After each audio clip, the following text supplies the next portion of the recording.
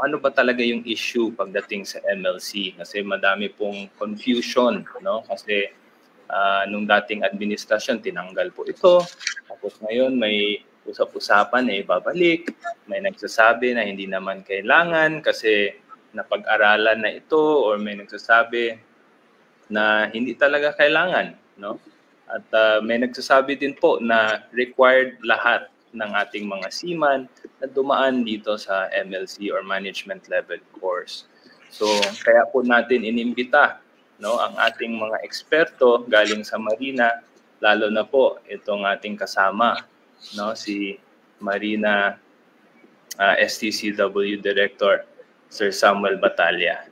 No? So sir, pwede na ba tayo magsimula with regards dito sa topic natin ng MLC or management level course? Yes sir, yes sir. Opo. Maraming salamat po.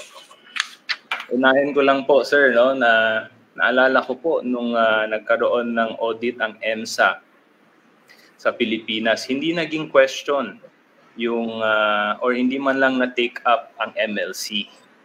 Hindi po ba? Ano po ang reason na bigla ngayon kailangan natin ibalik yung tinanggal ng dating administrasyon, no, which is ang MLC, na hindi naman siya naging parte ng deficiencies ng EMSA audit? Thank you, Kong. Lilinawin ko lang po na hindi tinanggal ang MLC natin ngayon, no? Dati na po siya, actually PRC time pa meron na tayong MLC. Okay. Nalipat lang po sa Marina yan, pinagpatuloy ni Marina nung nailipat kay Marina yung issuance ng COC galing sa PRC. Okay. So, nung 2020 EMSA inspection, in place pa po ang ating MLC. No? Required pa po siya sa lahat ng mga seafarers na gustong maging management level officers. Ibig sabihin, kapitan, chief mate, chief engineer, at second engineer. Now, kaya po ay walang nabanggit na MLC course sa report ng EMSA at kahit sa assessment report po ng European Commission. Now, in 2021, nag-issue ang Marina ng advisory. Okay. At ginawa pong non-mandatory yung MLC. Kasama yung tinatawag nila na OLC at yung ETO at ETR. Nung nagkaroon ng, kaya yung sinubmit natin na ating compliance doon sa mga findings, wala po tayong sinubmit doon na corrective action with regard sa management level course. Okay.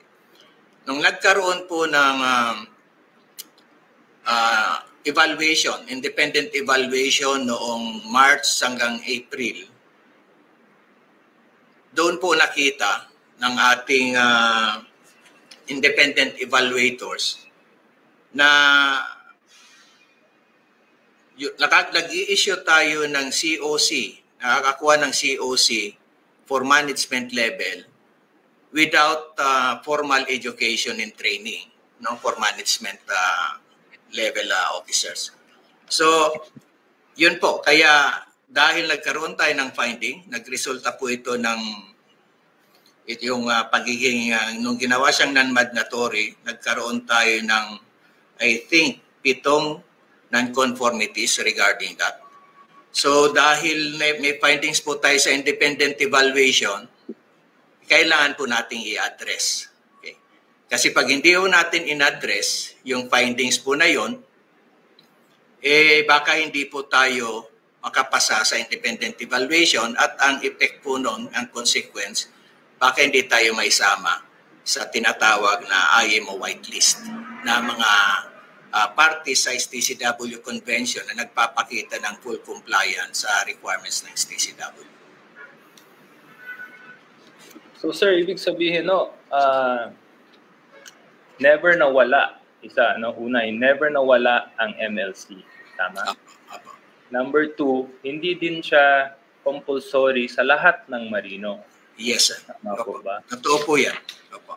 At, hindi siya compulsory sa lahat ng seafarers, lalo na po sa ratings. No?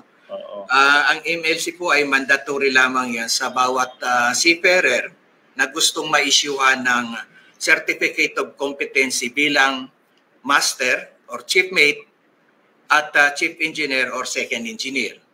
Hindi rin po required na kumuha ng MLC yung mga existing natin na Filipino Masters, Chief Mates, Chief Engineer Officers at Second Engineer. Kasi nakakuha na po sila niyan. Okay.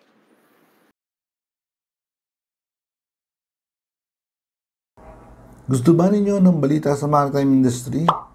Mag-subscribe na at i-click ang notification bell para updated kayo sa mga susunod nating video sa ECW News. Salamat po!